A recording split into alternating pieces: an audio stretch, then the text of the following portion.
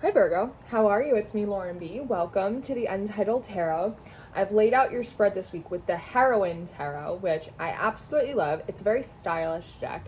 After the Leo and the Aries reading, I was really hoping for a little bit of a lighter read. And Virgo, I think that maybe you deserve a little bit of a less intense read. I think this is a nice confirmation for you that you're on the right track, that you're making the right decisions, and you're prioritizing the right things. It's really, really nice to see you kind of coming around the bell curve a bit. So let's pray. And then we'll start digging into this spread a little bit. Very good? Very good. Father God, thank you for bringing me and my Virgos in for this reading. I ask that you give me wisdom, clarity, and discernment to deliver these messages accurately for Virgo's highest of love, light, alignment, and assignment. We praise you, we love you, we thank you always. We give you all the glory and the honor for these messages. To the utmost high, in Jesus' name we pray. Amen. Amen, Virgo. So, the first three cards that we have coming out for you are the Ten of Pentacles, the Ace of Wands, and then the Three of Wands. I'm perceiving you to be this Ace of Wands character, Virgo. A little bit of this monkey in the middle sort of thing. It kind of seems a little bit like you've got accustomed to being a loner, I think, in a lot of ways, Virgo. At least for the Virgos that I've been reading for. It seems like there are a lot of groups around you. It's as if you're the only lone wolf in the vicinity, right? That you're surrounded by kind of like a lot of packs, a lot of people in tribes, social groups, right? A lot of kind of cliques. Sometimes we think that cliques end when we get out of high school, but oftentimes even in our adult lives, in spiritual communities, in social circles, at work, there can be like a lot of cliquing, right? And I just see you really being surrounded by these people, and there's almost this level of fascination that it seems like they have with you. Maybe you, at one point, Virgo, were part of some of these cliques, a part of some of these soul tribes or these groups, and now you've just kind of been out on your own for like a little while. And I actually think that there's something about that is giving you like a big sense of self-esteem. It's this sense of being able to feel secure on your own.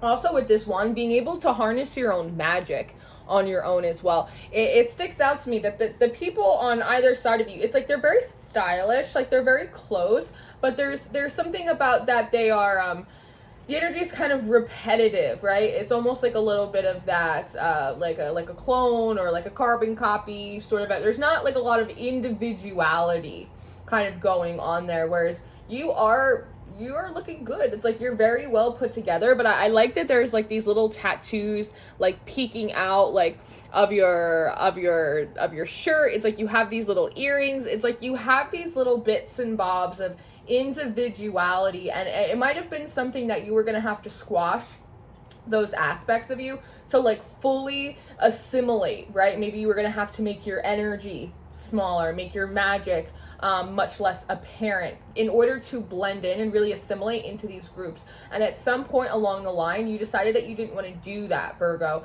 And so you kind of allowed yourself to become this lone wolf. And there isn't a sense necessarily of sadness about it.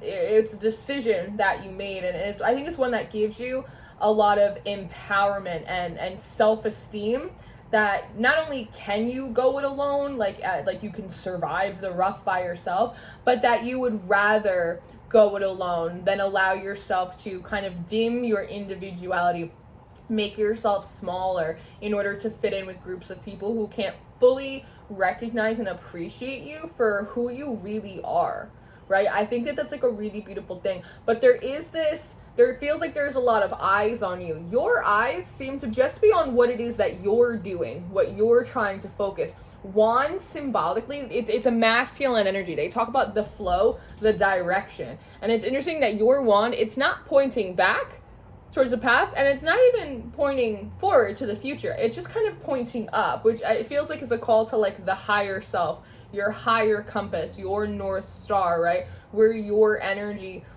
is wanting to go. That is what you're focusing on. And there is something about that is like really curious, it feels like, to a lot of these groups of people. Maybe they thought that you would try to assimilate back in. Maybe they thought you'd get lonely. Like there is something about that. Like why is Virgo doing that by themselves? Like why hasn't Virgo come back? Like why isn't Virgo saying anything? It's this feeling of you're fascinating because they can't quite figure out like who you are and what you're doing now. The thought process behind your actions. There's like a bit of an air of mystery. There's a bit of an air of mystery, and they're pointing out how, see how you're like, what? It's like you're very aware. It's like you hear it. It's like you're peeping the energy, even like peeping the gossip or that sense that people are kind of looking at you a little bit, even if it's not readily apparent. Like you can tell. Because the Six of Swords, the Five of Wands, and then the Devil comes out next. Oh, it's the Devil. Now, this is kind of maybe why you've decided to continue to be a lone wolf. Maybe this is some energy that you picked up as well, like when you were a part of some of these groups, Virgo, or why you avoided joining some of these like cliques or social circles or work dynamics or soul tribes or whatever it is to begin with. And it's the idea with the Six of Swords. Six of Swords talks about moving forward, transitioning through choppy waters and the smoother waters, but there's always this sense of mourning here, right? It's this mourning. And I'm wondering if it's the mourning or that's kind of soul cry from some of these people that in order to, it's a strength in numbers thing, that in order to be reinforced, in order to have some kind of social security, that they had to give up, they had to transition away from some of these individual aspects of themselves. And perhaps for them, like the cost benefit was worth it, like the juice was worth the squeeze for them. There is a sense of kind of sadness in that they couldn't be accepted for their individuality, right? That they had to compromise or make themselves smaller, or be kind of a carbon copy of one another in order to have that sense of security and safety within a group dynamic. There's like a lot of this like alpha, beta, it's like a lot of that kind of energy, right? And those are terms that we use all the time, but what's interesting is that when we use it, look at the term like alpha,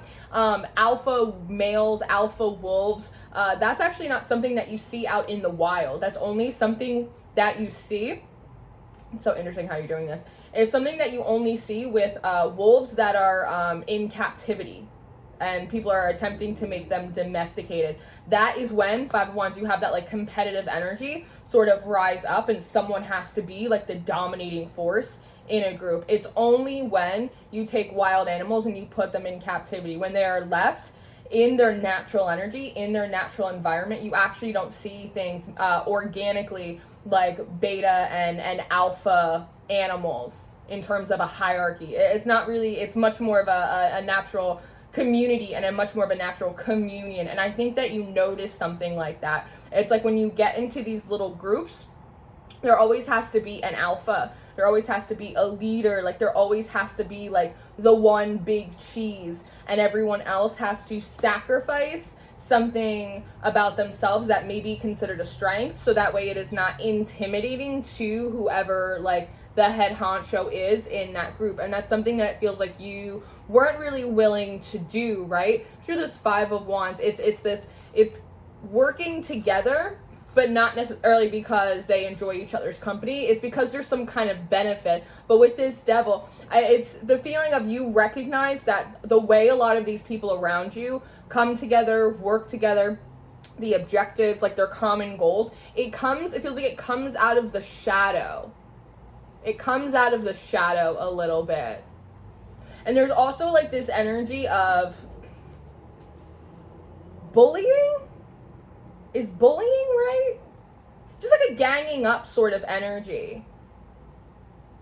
It's a ganging up kind of energy. And again, part of it's this survival instinct. I mean, what kind of survival instinct, right? But it brings that, thank you. It's bringing out like a very animalistic, very much of like a baser nature out of people. And it's something about that you peeped that it feels like you didn't want to be a part of. And that's contributing to you kind of being a little bit of a lone wolf. Now, does that mean that you haven't been lonely? No. Does that mean you haven't been struggling? No. But does it mean that you have garnered a sense of pride from not allowing things like loneliness or isolation even to get you to become involved with people, right? Romantically, professionally, socially, that really aren't serving you, right? That are going to create less peace and stability in your life as opposed to creating more, right? I think it was a hard decision, but I think that you made it, and I think you feel like a little bit like a badass for it, but you are aware of these other energies, noticing you, maybe even talking about you, any of that kind of stuff, right? I see the World card coming out, and what I think is really interesting is that with this sort of circle, this snake around you, it almost feels like in your own little world, right? This almost feels like very much of a protective barrier, like an impenetrable force that is around you. It just feels like you will not be swayed, you will not be detoured, you will not be influenced, especially with that devil energy. Like, this devil energy is tempting. Like, it's tempting to be accepted by a big group of people. It's accepted to be included, or that's interesting. It's tempting to be included. It's tempting to be fawned over or have people like rallying behind you, right? But like, what is the cost of that? It depends on who it is that you're dealing with. And so I think that you have created, again, this impenetrable layer around you, so that way you aren't so easily swayed or impacted or influenced by the opinions of other people, which also includes external validation. As I look more at this card, it's starting to look a little bit like a mirror. It's like your mirror image is improving. I actually wonder if like something like your physicality, if like you're finding yourself more attractive, or if like you're just kind of like feeling yourself, or it's like getting your glow back, right? And it's the idea of like, you know, the word card, it's like completion, that it's like maybe that was something that was hard for you in the past, that maybe you were prone to seek external validation, or you were prone to get yourself involved in groups of people because there was a social benefit to it of such, right? Maybe there was a professional benefit to it, but it wasn't worth the cost. The juice wasn't worth the squeeze for you anymore. And overcoming that aspect, that devil energy within you, right, by walking away from it outside of you, has allowed you to kind of wrap up that lesson. And so you're seeing yourself with new eyes, because now I'm looking at this 9 of Cups, and it's almost like this is what you're seeing in the mirror. It's this 9 of Cups. It's like this, it's this personal fulfillment, that you don't need to be validated by other people, that you don't need to fit in with people, that, you know, you don't need someone to shout you out, or you don't need someone to give you a reference, or you don't need someone to, you know, like promote one of your posts. It's like, it'd be nice, but you don't need it. And if you have to compromise yourself in order to get it, you don't want it, right? And I'm just looking at all these little champagne glasses on your head, Virgo, which one, it's like a cause for celebration. It's like this personal celebration that you're having, because again, this potentially was an energy that you embodied in the past, but you overcame it. And you didn't overcome it with like people around you. You overcame it all on your own by making a really tough decision, right? That was maybe kind of scary, and it maybe freaked you out, because, you know, the normal things that you had around you, it's like taking the bumpers off in bowling is a little bit of what it feels like. It's like you kind of started rocking without the bumpers on, and that can, you know, spur up a little bit of anxiety, but you overcame that, and so there's this really good feeling. But when I look at these champagne glasses on top of your head, it almost reminds me of like charm school, or like a modeling class, like stuff like that, where they put books on top of your head, and it's like you have to walk without any of the books kind of tilting or falling off. It's about balance, right? And it's about like your posture. And so there is something about you've become more like diplomatic, you've become more graceful. There's like sort of like class act. You've become like more of a class act Virgo, right? It's like head held high. It's like keeping your posture, keeping your balance. It's like, it's that kind of like energy, which I think is like, it's a refinement. Thank you. It's like this refining energy that you put yourself through. It wasn't a trial by fire, right? Oftentimes we go through refinement periods because universe brings in a tower moment, you know, crash, bang, fire, flames. But it's like you decided to do it for yourself. You decided that you wanted to refine your posture. You wanted to sit up a little bit higher, and you didn't want it to come out of ego or validation or any of that. You wanted to do it out of character and independence and integrity. And that is real power right there, because then this 2 of Wands comes out. And so I like that it's like going from a little bit of this kind of more modest, like a little bit of this like demure energy, to this really kind of open and expressive, powerful energy. And I love that there's this crystal ball down here, but it's purple, which is the idea of amethyst. It brings in that and amethyst is a crystal. It's an amplifier, right? And so it also feels like your intuition is amplified, your energy, your presence is amplified, right? Which maybe is one of the things that is kind of drawing people in and sort of fascinating them. Like, who is Virgo? What happened to Virgo? Like, Virgo seems different. Virgo looks different. It's like that kind of thing.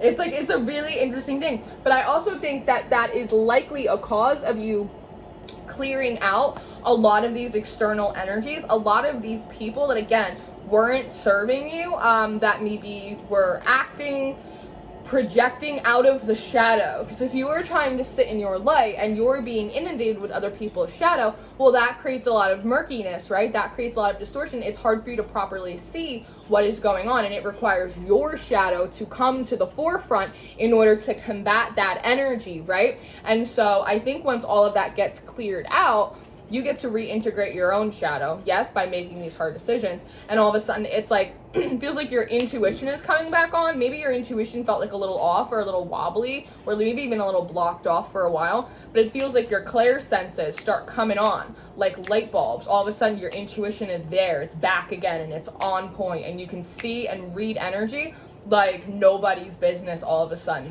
And it's directly related to the independence of your positioning, and there's something graceful and not defensive about it. This isn't an aggressive defensive energy. There's no like keep out, like it's not that kind of thing. But I think it's cool that you have the Nine of Wands coming out. But again, the Nine of Wands also talks about boundaries, right? And it is a little bit of that, like you cannot come any farther, but there aren't any swords, there aren't any shields, there isn't any of that. It's just kind of you. But what I think is really interesting is that it feels like you are creating a blockage, and it's not just to your energy, it's also to your path.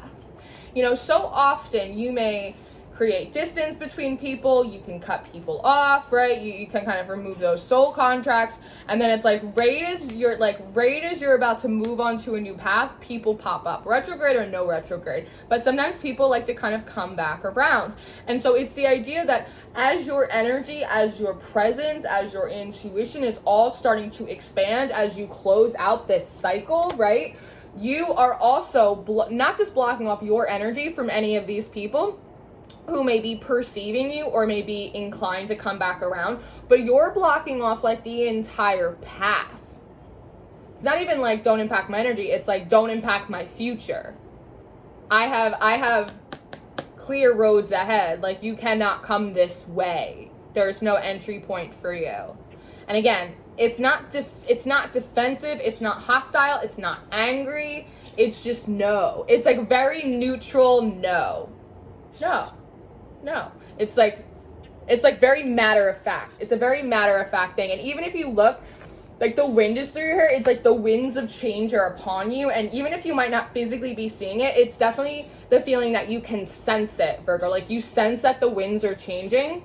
And so you're kind of just creating that stance. But I do see the Ace of Cups and I see the King of Wands coming out next, which is this idea of, and it's coming out like a little too close to the Devil card for my comfort, and it's kind of this feeling of them trying to give you an offering, tempt you, see if there's something that they can give you. It's like the feeling of wanting to get on your good side. Now, Virgo, see on my throat all of a sudden?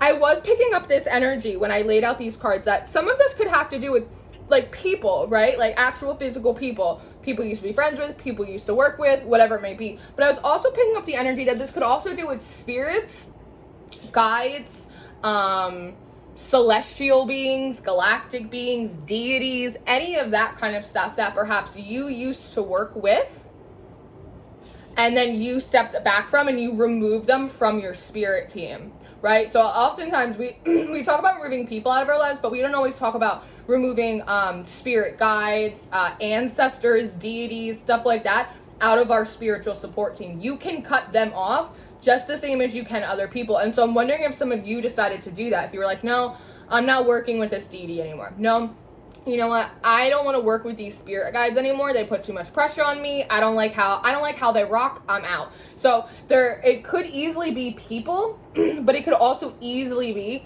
members of spirit that you used to work with. And there is this feeling of trying to tempt you, trying to come forward, give you something that like maybe you want, right? Maybe it's love, like maybe it's a temptation.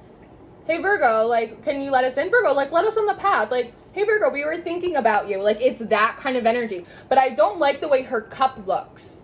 I don't like the way her cup looks. And you see how there's this like bauble around her head? Oftentimes when this card comes out for me, it's the idea of, oh, it's like they have pretty thoughts. Like, oh, it's like they have this like really pure loving energy bubble. But it's actually coming forward like a helmet today, like an astronaut would wear, which brings in the word alien, which doesn't necessarily have to mean galactic. It just means foreign, that no matter how tempting or how good these energies appear when they reintroduce themselves to you or introduce themselves to you, period, regardless of what they're trying to tempt you or offer you, there is the sense that immediately you recognize their energy as alien to you, as foreign to you. It is not symbiotic. It is not the same. It is not a reflection of your energy, because you come out as the Queen of Wands, like a big boss applesauce, and you're in feminine energy, right? But physically, the way your legs are positioned, your stance, that's masculine energy right there. So it's like really sitting in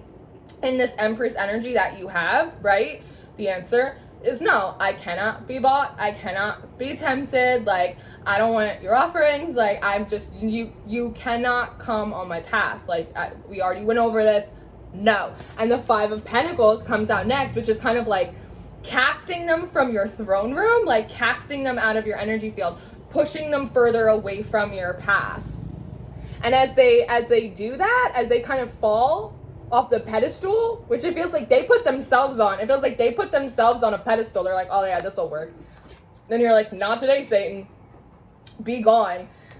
And they like fall from their pedestal. It's like they lose their pentacles too, right? And we can look at the pentacles as just like energy, right? And as we know, energy doesn't die. It just converts. It becomes something else. So it's almost like they're trying to offer you things that you don't want or tempt you into working with them again, having them back in your life, part of your spirit team, like whatever it may be. You leave them, like you cast them out, but there's pieces of their energy that stay. It's like the offering that they didn't mean to leave, and you get to keep it. You get to keep it almost like an appointment fee or like a consultation fee. Like that energy stays there and you get to keep it and convert it into something else for you. Because then the Ace of Pentacles comes out and it's like all of these pentacles kind of mush together and become one big pentacle. One big like opportunity for you, which feels like it's coming in as a download. Might be coming in as a download.